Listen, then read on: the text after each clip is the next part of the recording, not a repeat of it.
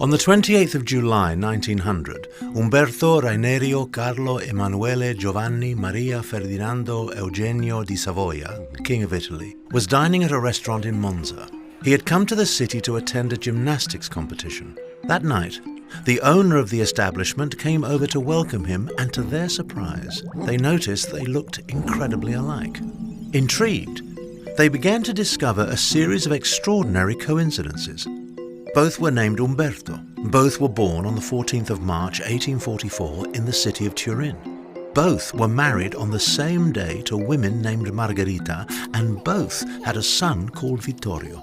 If that were not enough, King Umberto's coronation had taken place on the exact same day that the other Umberto first opened his restaurant. The monarch was so taken aback that he decided to invite his double to join him at the gymnastics competition the following day. Unfortunately, whilst the king was at the event, he was informed that his doppelganger had died a few hours earlier in a mysterious shooting accident. Minutes later, as the king climbed into his carriage, he himself was assassinated, shot 3 times by an Italian anarchist. You have probably experienced coincidences at some point in your life, but when they are linked together in a seemingly irrational and incomprehensible way, it is because of a phenomenon called synchronicity.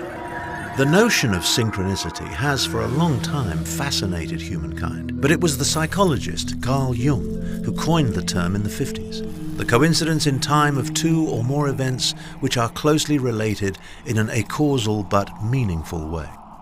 The coincidence in time of abnormal and significant events is what happened in 1973 when Anthony Hopkins was hired to play a part in the film The Girl from Petrovka, based on the novel by George Pfeiffer. To familiarize himself with his new role, Hopkins visited several different bookshops in London looking for the book, but he was unable to find it. Disappointed, he decided to return home. While waiting for the next train at an underground station, he noticed an abandoned book near him. Hopkins picked it up and was astonished to see that it was the very book he had been looking for. Sometime later, when Hopkins was immersed in the filming, George Pfeiffer, the author of the novel, dropped by the set. Hopkins related the unlikely story about how he came across his novel, and Pfeiffer admitted that he himself did not currently have a copy, as he had lent the only one he had, which happened to contain important notes in the margin, to a friend, who had subsequently lost it. Hopkins brought out his copy of the book, and dumbstruck, he and Pfeiffer discovered that it was indeed the author's own copy.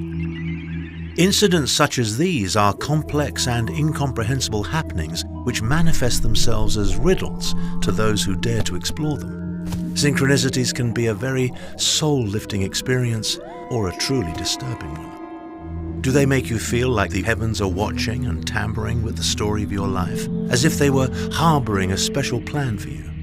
Do they make you feel like you are attached to strings handled by an invisible puppeteer who makes fun of you, feeling trapped in some sort of rigged cosmic board game?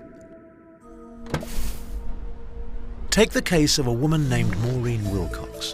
In 1980, she bought 2 lottery tickets at the same time, one for the Rhode Island lottery and one for the Massachusetts.